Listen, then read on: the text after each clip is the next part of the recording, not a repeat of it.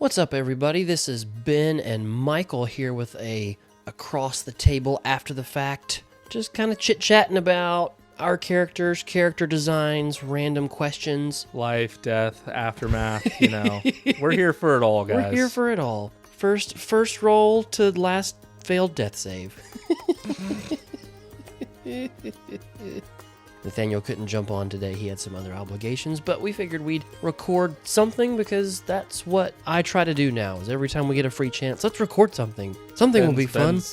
Ben's really, really good about it, honestly. And that's not even he makes us do that. He just keeps us on task, Every party needs someone like that. Even though our release schedule is every 2 weeks, that goes by really fast when we all have families and jobs and need for sleep, etc., etc. I know. So instead of doing a more episode-specific conversation, maybe we were going to do some stuff about our characters or some kind of silly questions like what our character's theme song would be. When I am the one thinking of these things, I think of all these ridiculous questions, and so I get to already think of my answers and put Michael and or Nathaniel on the spot. So... Nice. I'm frantically pulling up 5e tools right now. I'm like, oh no, I need to know stuff. Information is important. Going to the 2014 version. There you go. I told you about if you put 2014 in the URL somewhere, yes. It takes you to that one. 100% have it bookmarked already. Yeah. Have you looked at the 2025 rules at all? So, you actually already know it, but I've started playing in a 2024 one, and it's fine. You mean the new rules, right? The 2024 rules. Is it 2024 2025? It doesn't matter, but the new one. Everything DnD marks it as 1. 2024. I think it must have come out at the tail end of 2024. See, I must just be calling it wrong. But I think most of us think about it as last year or whatever. It's good. Some of the changes are interesting. They went a lot into classes specifically. Yeah. And redid a lot of little abilities, tips and tricks and things like that, but it's not a huge difference from what I'm noticing so far, I should say. And it's funny because all 3 of the people at the table are very, very new. And then myself and another player have clearly been around it a while. Mm-hmm. And so, but all of our references are the 2024. The older 5e, I don't know. Yeah, whatever the older one is. That's why the years are bad. When they were calling it DnD 1 in beta testing, so just stick with that. Mm-hmm. Don't put a year on it. Now it's just confusing. And in classic fashion, we would give the answer of the 2014 that we knew, and we would just look at the DM, and we're just but it's up to you. It used to be this way. I think every good player character you always defer to your DM every time. You're just but it's the DM's call. So yep. It's interesting. I have not read it at all. It's funny because David wanted the 2020, the new one. He wanted the new player's handbook for Christmas. And we were like, no, buddy, you've asked for some other D&D books, and Dad doesn't know D&D, the new D&D, so when he asks me questions, I already don't know half the answers because he absorbs the books like crazy. Yeah. David's my 9-year-old. He's the oldest. He's very smart. Reads like crazy. So some of it was self-preservation. It was like, no, buddy, we're not getting you a new rule set that Dad knows nothing about. Then you'll ask me all these questions, and I'll just have to say, well, what does your book say? I don't even know. I don't even have any context for that. But if Nathaniel TPKs us, maybe we'll look at the 2024 for the new kids. I don't know. And I haven't even read all that much about it, honestly. I think we've talked about this before. Some of my biggest difficulty with people that don't like the 5th edition of D&D, the bulk of their issues with it seems to be that there's not enough specific rule cases. What if I wanted to do this? There's not an exact rule for that. And some of it's because we've had an excellent DM that Nathaniel can roll with the punches, or we listen to these other podcasts where they describe something they want to do, and they're like, okay, well, there's not a mechanic for that, but let's fit it onto this mechanic. Is that cool with you? And usually the player's like, heck yeah, let's roll for it, blah, blah, blah. I think what they seem to have done in the new version is give more specific rule cases instead of, everybody uses fighters as an example. Oh, they're so boring, you just hit it with a stick. I never had you're playing a barbarian, I played a barbarian. That's the most straightforward class there is. Yep. You rage and you hit stuff. I never got bored, and we had full casters and all kinds of stuff, and I never felt pigeonholed. I attack. Then next time, I attack. Mm-hmm. I guess because we have more fun being creative, or the descriptions that Nathaniel always gave were good. It just never felt necessary to me. I know Pathfinder has a lot of more specific rule cases. There's this particular option, that particular option. And if they've added that, like, I'm all for it. But to me, that's one of those, if you could just be a little bit flexible and creative, you don't really need a full-on rule set for it. Yeah, no, I think that's fair. I mean, so I'm doing a fighter in this new one because the party basically almost exclusively had full casters, half casters support, and I was just like, y'all need a front line. Y'all need something. And even after I picked it, a couple of guys reached out, I'm so glad you're doing that. I was trying to think how to, like, turn my artificer into a front line or turn my druid, and I was like, yeah, you can do that, but it's definitely easier just to have, like, a specific person where it's like, hey, the whole thing I do is get up front and attack. Yeah. Like, that's me. But I will say it feels like, and again, I've only done fighter. I haven't looked a ton into it. Kind of like to what you were saying. It does feel like they got a little more, like, nitpickier on a lot of things to kind of free up some of those gray areas. Mm-hmm. So, and like even one of the things that they added with fighter was like every single weapon in the book has a mastery title to it, and it's like, oh, this mastery is Nick, this mastery is cleave, whatever. But you only get to use those masteries usually if you're someone of the martial classes. So I think, and then it's like, oh, you get these like slightly added bonuses if you have proficiency in this very specific weapon. Like you have to literally pick, oh, I take mastery in small hammers, or I take mastery in like a broadsword, or like, so it made it a little, I'll use the word crunchy. It made it a little crunchier, I think, but just made it more specific. Yeah, well, I also picked like the simplest class, like you said, barbarian simple, fighter simple, and I'm like, I'm not trying to learn a super new like spell theory rule book here. I'm gonna hit stuff, and a lot of times, and get hit by a lot of stuff, and feel awesome when you don't die. Yep. So I was thinking of things. It's funny, I was laughing because I was exercising today, so I lift weights, listen to heavy metal, and think of DnD. Count it between 8 and 12 or 15 and think of D&D stuff. Yep. So I wrote some things down. All right, so if Lycan had to pick a theme song, what do you think it would be? That's so hard, man. And I think of this stuff anyway. I love music. We've talked about that before, how the music pairing with stuff is much more important to me than maybe maps or super consistent world building. So I kind of had two for Tam. I think I made a Spotify list. I'll have to go look and see if I can find it. But for Tam, it would be Calm Like a Bomb by Rage Against the Machine, or If I Could Put Time in a Bottle by Jim Croce. I think Tam, I'm enjoying playing him as somebody who's figuring out that he hasn't quote unquote wasted his life, but it could have been much more full.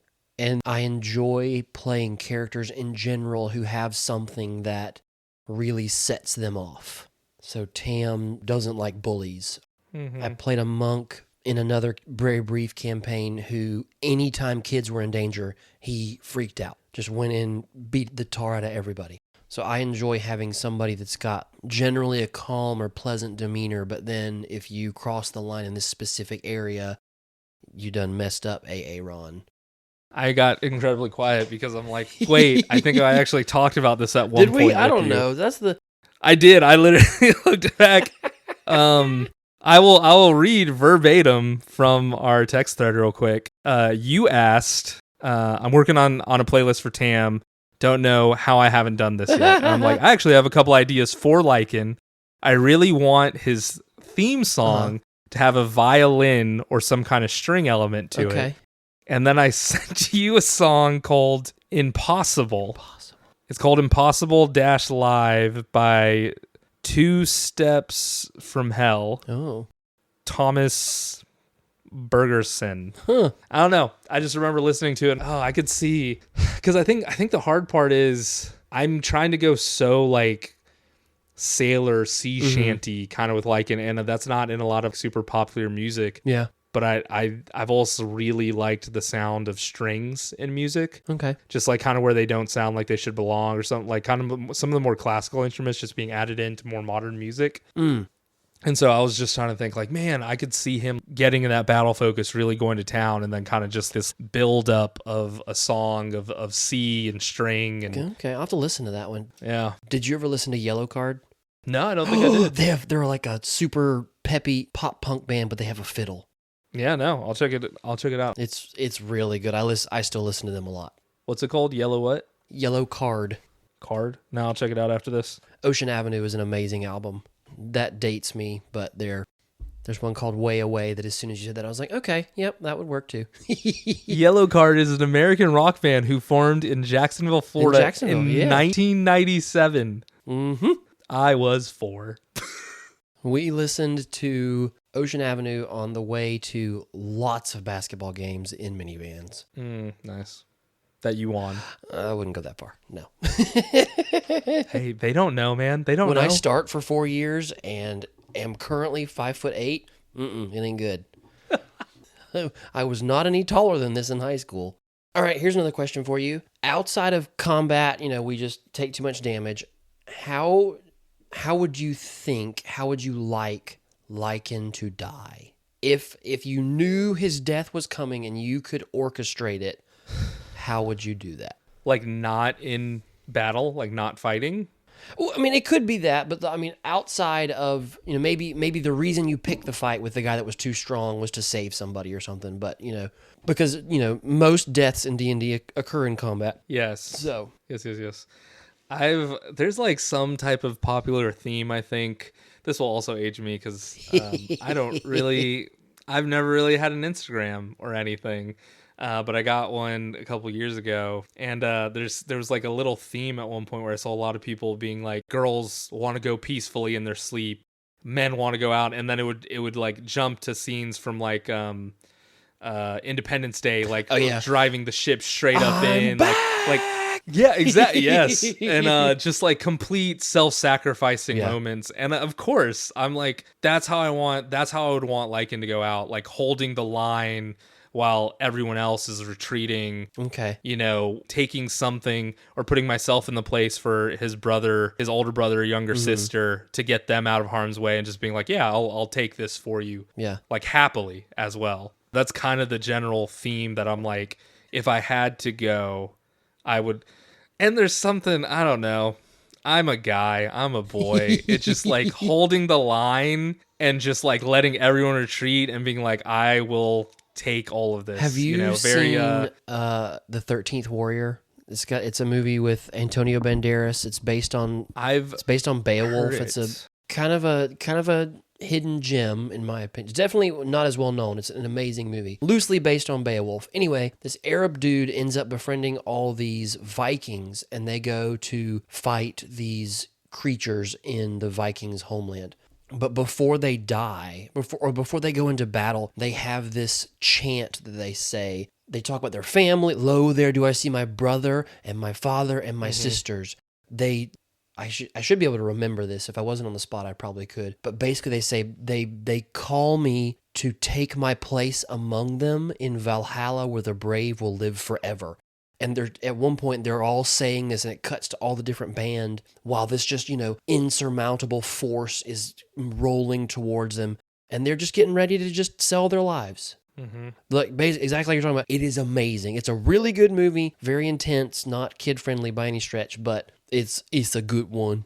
I think Tam, in a similar fashion, not so much going out holding the line necessarily, but just not paying attention to little things. I think Tam would probably get killed by somebody he thought was no longer a problem because he's moved on, or he views somebody else as more important, and he's just like, no, my job is to save you. And then because your job is more important than my job. My job is to make sure that your job gets done. And so I don't think I wouldn't call it quite as much a blaze of glory as just nope, this is what I've been told to do. Yeah. I'd rather I didn't die when it happened, but if that's what happens, that's what happens. Yeah. In some of the more recent episodes, you've had some good revealing moments with Lycan. Does Lycan view himself as expendable? 1000%.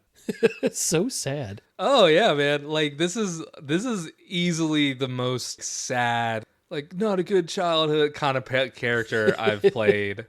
It's good though. It's helping me think through things on my end a little bit even, but it's just yeah, he 100% is just like, yeah, no one's inherently going to miss let me say this. This is what Lycan thinks. No one is inherently going to miss me if I go.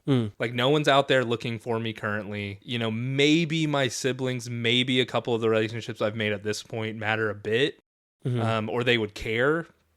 But like life would go on. Like even with Tam, even as Tam and Lycan have like begun to definitely have more of a close brotherhood relationship and everything. There's a sense of just like, well, like Tam's lived hundreds, will potentially live thousands of years. I'm a drop in a bucket for him. Like if I go, yes, Tam might be sad for a while, but like he's probably still got a lot of time to go. So like, you know, it's just I think that's the mentality I try to have when I play him a lot, which is why a lot of the things, like even when Nathaniel, he's done it a couple times where like the whole crew is just like, we're here for you, Captain. Like, you know, we're with you. I'm like, stop it, man. Like you don't need to be no, doing you're not. this to Nobody me right does now. that. But yeah, no, he and even with that, I think about even with what you said about like how we would go out. I mean, the scene that comes to mind, of course, is Lord of the Rings, Boromir, just taking it, holding it, and then even the way he goes out, admitting his failings. Yeah, but like wanting to be redeemed, wanting to be better, and then you know with Aragorn, my king. It's a great scene to me. If you haven't read the books and you think Boromir is a bad guy, read the books first and then come talk. It's really funny that you say that because I'm reading the first one to David right now, and I will say this: I am not a fan of the books themselves. I love the story that they tell. Yep. But the actual books can be very tedious. Yeah, and for all of you guys wondering why isn't Mazul talking to him more about why he doesn't, like the series? Myself, Ben, and Nathaniel have had this conversation many times.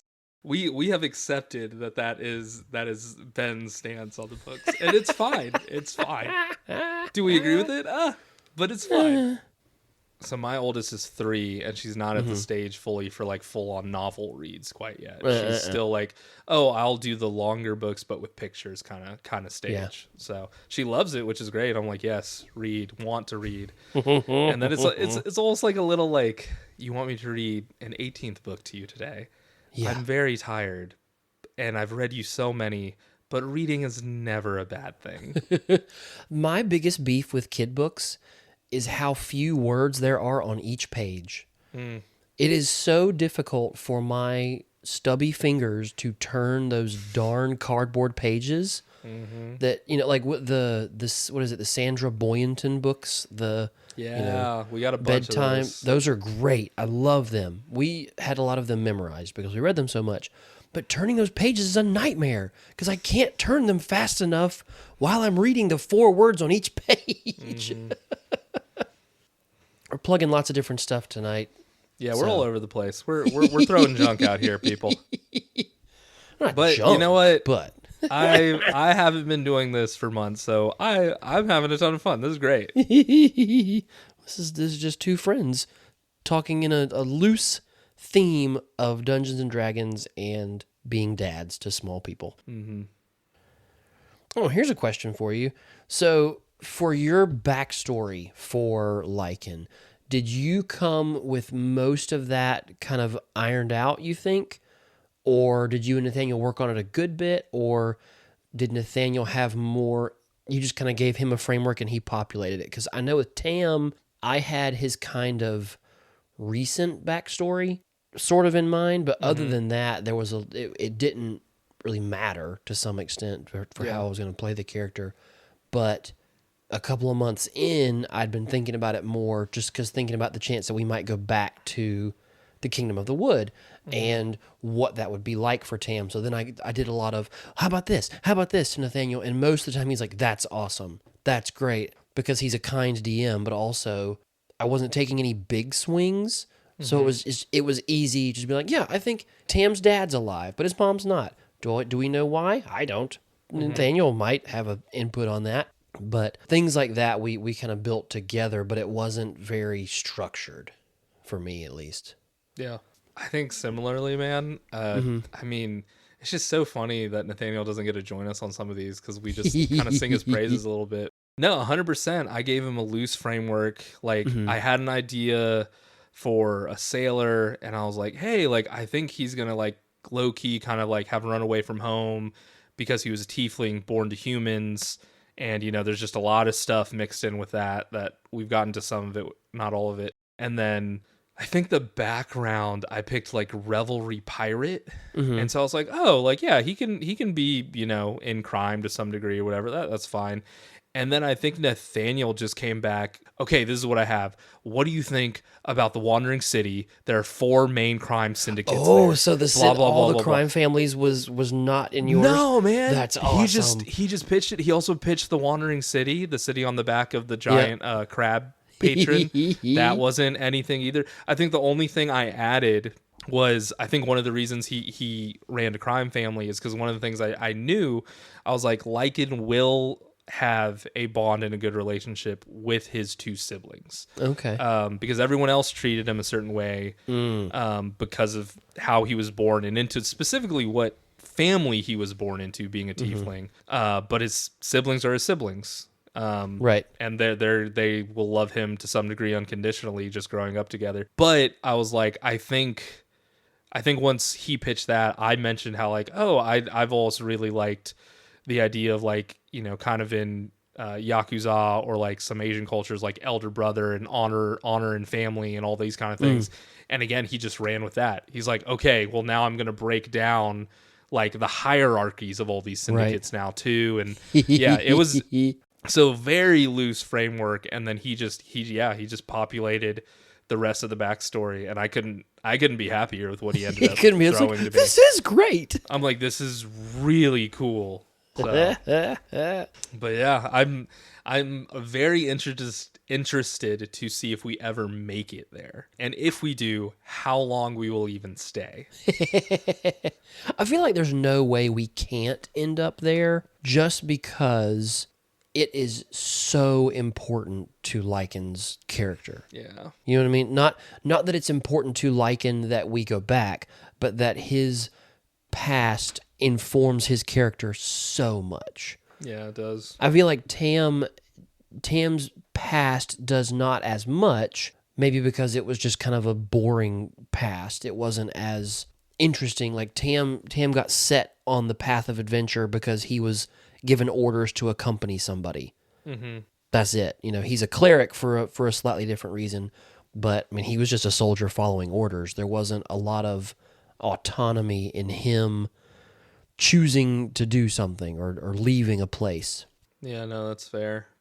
I think that was one of the, if anyone remembers, kind of the first, if only, like kind of big arguments or, you know, fights that Tam and Lycan had. I think that's kind of what it stemmed from a lot. It's like, oh, well, like, you know, Tam's background is everything is to some degree set in stone, militarant, like you have your orders, you have your hierarchy, you have this. Yeah. And Lycan is like, I'm supposed to have a hierarchy. I'm supposed to have people I trust. I don't, simply because of who I am. And I think that's why that like kind of came to blows and buckles a little bit over like trust specifically. But yeah, it's been good. I think some of it kind of going back to how I think Tam, or how I would like him to die, I think it would fit for his characters, because Tam's default is trust until proven otherwise. I'm going to give you the benefit of the doubt until you mess up. When Vincent finally showed his true colors and completely screwed over the party, Tam was like, okay, I gave him rope and he hung himself. You know, he's not going to show back up. Well, hi, Vincent. We're friends again. By the way, you dirty stinker. It's like, no, you are a bad dude. You will maybe have left us for dead. Left us for dead. With a dead body on our hands. Carried out his assassination, as he always does. And then, yeah, he's nowhere to be found. Yeah. Oh, man. I was interested. I guess I don't know when this one we're talking about specifically will come out, but it'll probably come out after the last episode we recorded at the very least. I was very surprised at the end of that Nathaniel was just kind of like, because in my head I had the idea, I was like, oh, we should go reclaim Hermita, get the mayor, simply because like now that we're building this faction army, I don't fully know what to call it, like it makes sense for them to have a town outside of this fort as a foothold to start influence, to start having control. And then Nathaniel was just like, oh, she just does that because she has the men for it now, she has the money for it now. And then she like came back, she's like, hey, Hermita's ours again. And I was like, oh, okay, I don't know if he did that just to free up the story a little bit, but I was like, cool, like that's something we don't necessarily have to play out now. And now, to some degree, we have at least one safe town we can fall back to. That's true. He does. He loves confederations. He does. His map is so big, though. I think sometimes it feels a little daunting, like looking at it. I'm like, there's so many places we can go, and I do want to see them all. Mm-hmm. But also, like, I'm sure the story will take us certain places. But also, it's like we've only stayed basically in the bottom, like, left portion. Yep. Of the portion of the bottom left continent, I'm just kind of like, if we ever get like to the top right one, will we ever make it back to Hermita again to begin with? Like, is it gonna take us a year to sail that? I think that's one of the things that Nathaniel does very well, is he fleshes out so much of a big map. Mm-hmm. And I guess because I don't like that, I don't like doing that as a DM. It's never interested me that much. I tend to start in the smaller areas because I think, like you were just talking, walking across the state of Georgia would take a really, really, really long time. Yep. And yes, in most worlds, there's magic to teleport you places and stuff like that, but they're not going to get there for a while. I've got time. Nathaniel comes to session 1 with all that stuff laid out and locked in, and that is beyond my ability. It is amazing. And cultures, influences of each area. Like literally, he's like, oh, this is influenced more like in Italy, Greece, whereas like this area where, the orcs are more, Asian themed. And I'm just like, wow, man. Like it makes it so fun to play in, but you're right. Yeah. Like him having it all set, I'm just like, I'm glad you're a DM because your brain works that way well. He is very consistent. And everything in the world makes sense with each other. Mm-hmm. I'm more, as a DM, am more character driven. It's like, no, it doesn't matter where this guy came from. Oh, I guess maybe orcs could all sound like this. Because the character that I had that's an orc, I wanted them to sound like this because I thought that'd be fun. So the small kind of informs the big for me. Whereas he does all the big and then drill in it all naturally and consistently percolates down to the smaller, which is just congratulations for him. I know, right? Like, not me. And he throws in little like Easter eggs, like the gilded lady ship was like random and really fun. The golden tiefling. I'm like half tempted to be in the middle of the night. I tear that card just to see what happens. But I'm like, so here's the thing about me, guys. That's gonna be one of those times where Nathaniel just goes, "Okay, Michael, we're gonna remove this. Please don't do this right now." Yes, probably. But here's the thing about me. He knows that about me. He knows, he's like, oh, I'm gonna give Michael this thing. I'm a dog with a bone, guys. I'm like, I need to know what this is.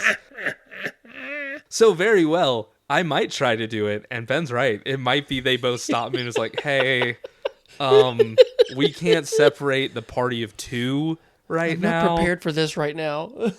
But who knows? Here's a question for you. Yeah. Of all the RPG D&D stereotypes, which one do you think you are? I am most definitely a rules lawyer. I try to keep it under wraps, but that is definitely my biggest tendency. Because I like doing things within the system that they're supposed to be done in. Mm-hmm. If you can succeed in the way that you're supposed to do it, you have done it the best that you can do. You sent us that clip of, I know it was Brennan Lee and I forget the guy he was talking to, but they were like debating the rule of cool versus and I think the guy's stance, and it's comedic or whatever, but like he was just like, rule of cool is lazy and boring, and it's an excuse for you not to learn the rules well. And Ben sent that to us, and he's like, I feel seen. And we're like, oh yeah, we know. We know you do. Which honestly, I think I would put myself leaning more rules as written as well, more so than just rule. Because I think game has rules. Game have a ton of mechanics. These people have clearly been thinking through these rules and balancing encounters and all these other things for years and years and years. And I'm like, yeah, it's fun as is. I don't need to be able to be like, oh, could I use, even though cure wounds isn't, a touch or a distance, can I do it this way to heal my friend's dead pet? Or like it's just like these random ways to try to break things. I'm like, it's not important. Well, I remember they talked about that one time on one of the NADPOD dungeon courts or something where they talk about, problem players and stuff. They said something, where if you set your character up as a gimmick, where you take advantage of rules as written, well, technically this character can lift 500 pounds and run 300 feet. Can I just pick a bad guy up and drop them and we all run away? The idea of that being your one thing that you do in every combat or every situation is incredibly boring to me, both as a player and as a potential. Like, can you imagine trying to build combat knowing that you've just got one player who's just like, yep, teleport up, hang from my immovable rod, and shoot everybody? It just sounds boring. But they said in theirs, if you do it one time, it's funny. More than that, it just becomes unfunny. And so to me, it's like, yeah, it's rules as written. It's like, okay, but it's not fun anymore. Yeah. Like, did you ever play Destiny, that first-person shooter? I played it like once, I think at like a friend's house or something. I wasn't big on it. The whole premise was you joined small online teams, and I played with a buddy of mine, and he knew all of the little grindy ways to defeat these big bosses. It's like, oh yeah, if you duck 2 pixels behind this column, you can see him every 10 minutes to shoot him one time, but he can never shoot you. And that's how people would beat bosses and beat things in that game. And I always got in trouble when I would play online with groups because I didn't want to do that. Yeah. It's like, yeah, it works, but it's so boring. It's not fun. It's like, okay, guys, lock in. We all logged in at 7. Every 10 minutes, we're going to be here till about 4 a.m. Just to grind this out. And, there's a part of me that understands, like, hey, that's within the rules. It works. Congratulations. It's just not fun to me. I think we've talked about it for me before, and I think I'm a min-maxer, man. I 100% will, like, specifically, I will say this.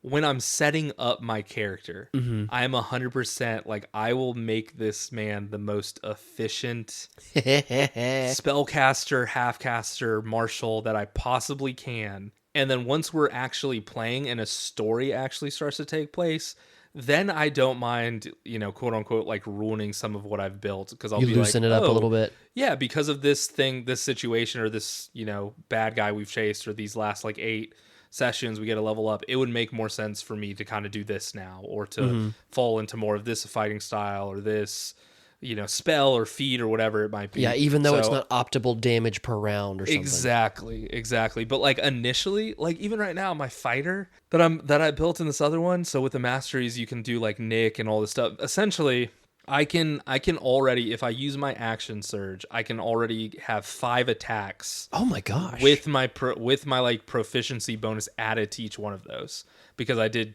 dual fighter, and I specifically picked 2 light weapons that had one is like Vex or something. It gives me advantage on my second hit on the person, and then if I hit, and then the second one is Nick, which lets you add your bonus action into your initial attack, leaving your bonus action open still for another attack with a light weapon if you're using 2 light. Oh my gosh. Yeah, exactly.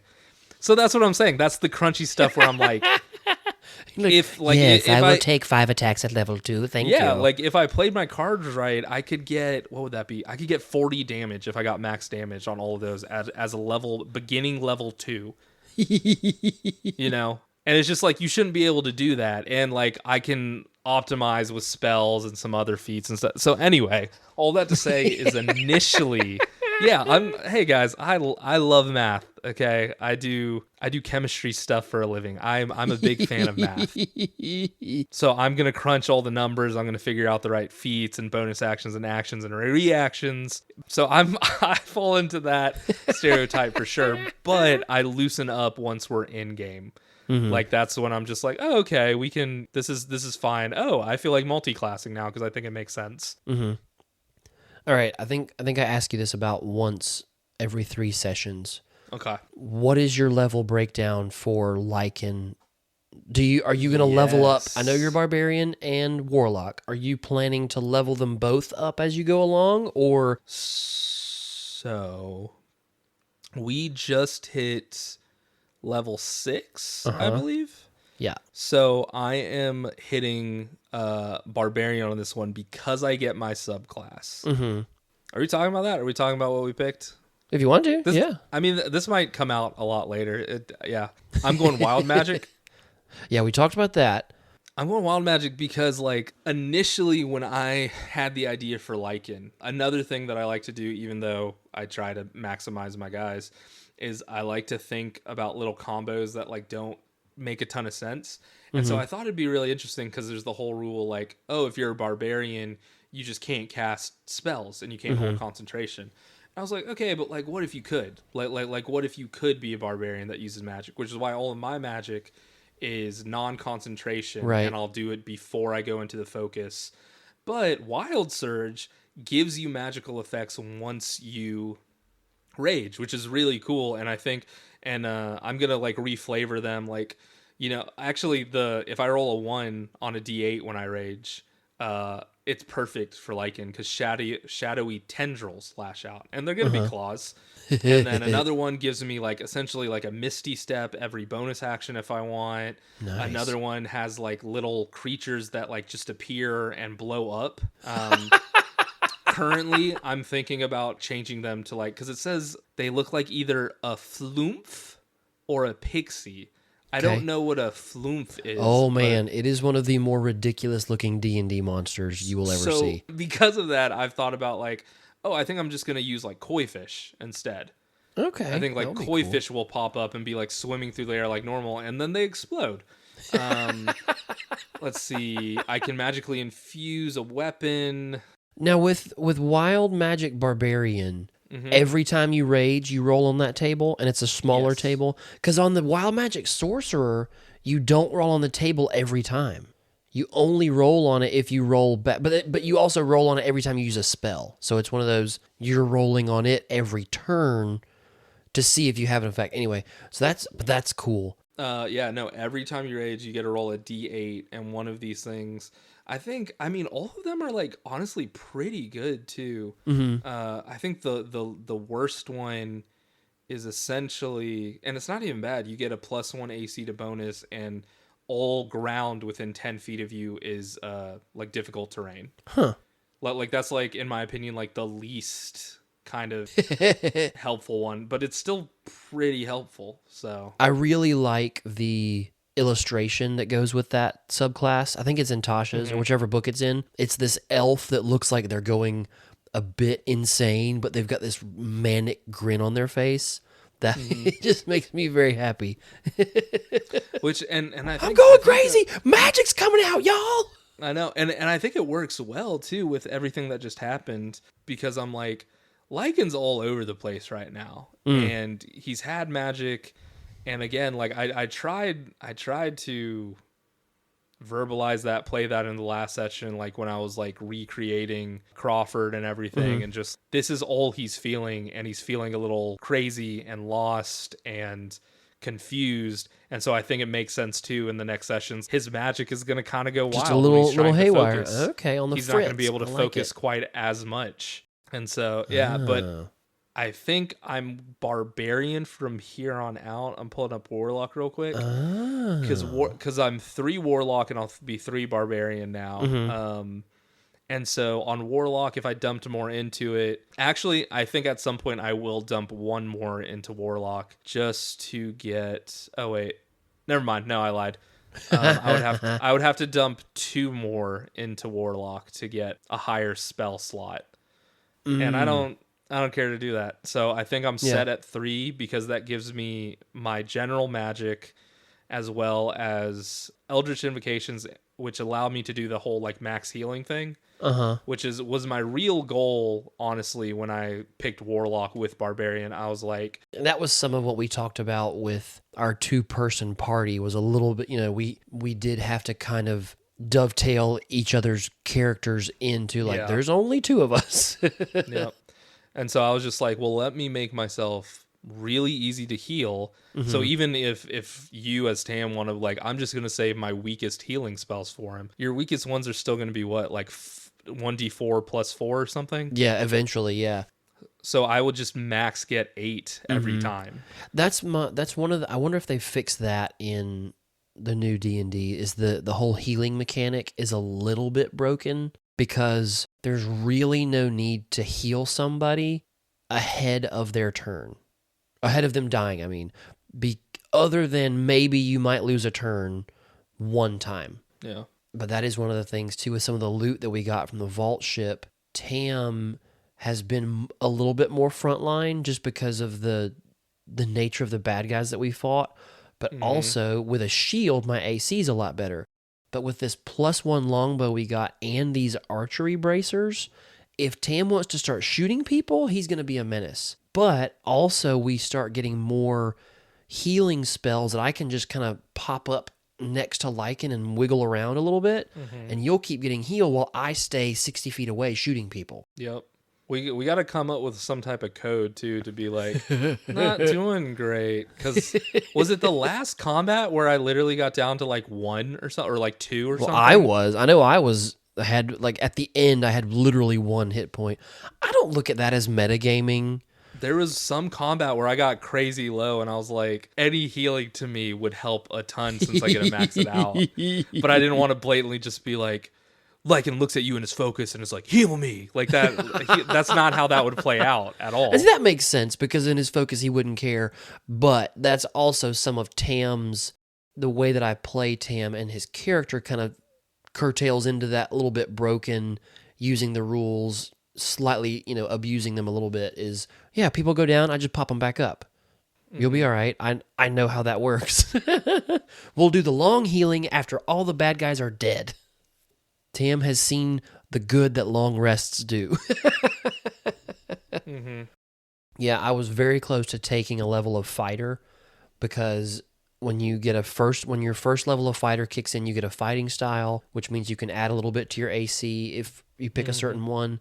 But also, I have always thought a healer with an action surge would be amazing. Yeah. Because my personal perspective is a little bit too, it's like, we'll heal when the battle's over. The best defense is a good offense. Let's kill the bad guy first. Go, go, go, go, go. But it bit us in the butt when we fought those bandits because we kept, we're so close to killing them. And then we got out of order. And then we both went down. It's like, man. Crap. I'm so interested to see when Nathaniel brings that guy back, too. Because I can't remember if we did it on Across the Table at some point, too. But I remember him saying one time, he's like, he was just, a bandit leader kind of guy. He's like, now that this has happened, I got a name, I got background. Oh, yeah, he suddenly became a character. Stat block. And I'm just like, okay, so you're saying there's a chance. Yeah, one of the fun things about DMing longer, more than just like a one shot, is if players react strongly to somebody that you just put in as a throwaway character, they are immediately no longer a throwaway character. Or you're going to meet 5 more characters very similar to that. Yeah. Because, man, they hated this guy or they loved this guy. So, of course, they're going to keep coming back to him or react very strongly to them if they turn back up. Yeah. But I just took a level of cleric because I got an extra 3rd level spell slot, and that's really, really nice. But that temptation for 1 or 2 levels of fighter is going to be there for a long time.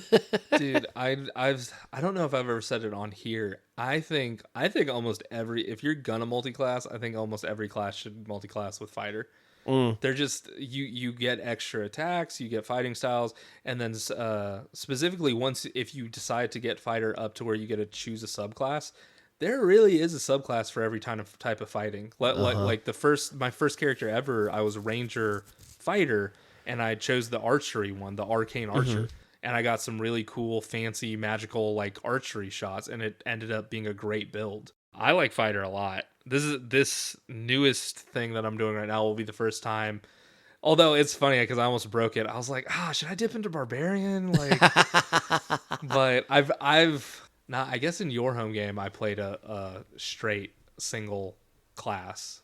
Yeah, you were a cleric from day one. I always multi-class, or so far. Did you start multi-class? When did you multi-class Balak in our first game? Yeah, so our first game was really messy because none of us knew what we were doing. 100% none of us knew what we were doing. But initially, we didn't really have a healer in the party because we had like a monk, you were a barbarian, there was a rogue. We had a monk, barbarian, rogue. And then was it an artificer or wizard? Mm-mm. Oh, you're right, bard. We had a bard, and then he multi-classed with warlock, a bard warlock. And so I had talked to Nathaniel about like, I feel like we need one. Like, I'll do cleric. And then I think stuff happened. People dropped out and we got some new players and everything. Campaign ended amazingly. But we had a full cleric at that point. I think it was literally like 2 or 3 sessions after I had decided to multi-class into cleric. And so I just went back to Nathaniel. I was like, hey, man, I didn't know this was going to happen. None of us did. Like, there's a full cleric. Would you be okay if I change out my cleric to something else? And I think at that point, I literally only had like 1 or 2, probably just 1 class, level in cleric. And Nathaniel, being the DM he is, was super understanding. He's like, yeah, no, I completely get it. We have a cleric that can fully heal you guys now and all this stuff. And so he let me change my 1 cleric level into a fighter level instead. Oh. Yeah. Okay. It was really kind of him because I was like, I could just wait till the next one and then take fire or something. But I had already messed up my character to try to help the party as a whole. I see what you're saying. Just for the whole party to change. And then be like, the party dynamic was very different. You doing that to your character kind of like is completely not needed at this point. And I was like, cool. Like, I'm fine with that, but let me ask. And, he said, if he had said no, I would have been fine with it too. I would have been like, okay, cool. I'll just, I'll figure out how to make this work well. That's really all I had kind of on my brain as far as thoughts or anything. We're recording this right after we leveled up. And as we prepare for another arc, kind of, the vault ship was amazing. That was, I think I said this on another Across the Table, but when he described it as 4 ships stuck together, I had in my head the scale completely wrong. So I'm looking forward to what he's going to do in this next arc that I'm going to completely misunderstand. And it was no fault of his. I just visualized it wrongly or differently. The vault ship? Mm-hmm. Oh, okay.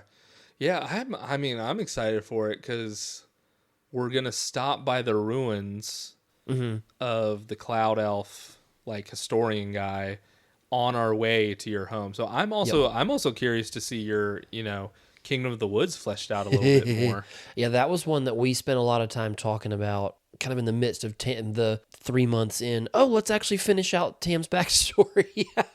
Nice. I kind of had it in mind as this kind of almost like the deep south genteel sensibilities, but they'll straight up cut you if you cross the line. There you go. I'm also really curious because, and again, Nathaniel's not lazy or anything, but he named that one place like Tex America.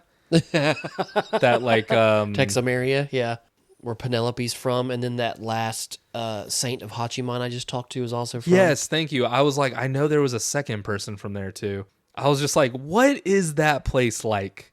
Because Penelope talks country, and she called it Big Sky Country at one point. I was like, is this the Midwest? It's just Nathaniel? Montana. Like, is What's this happening?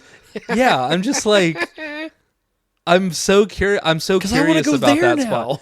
Because I think it'd be kind of funny too. It's just like, oh, we're in this D&D world, magic, all this. You're in Montana. Now there's cowboys.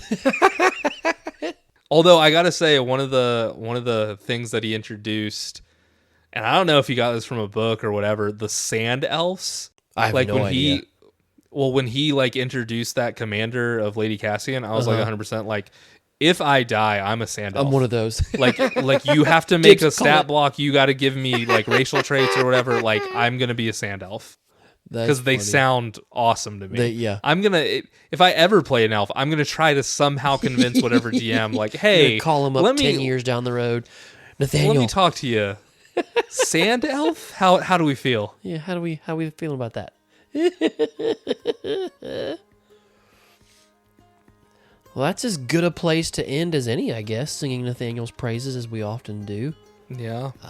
You guys got to hear a good, solid stream of consciousness from us with, about 4 solid questions definitely answered and mixed in there. For sure. No tangents at all. None. Very, very few, if any.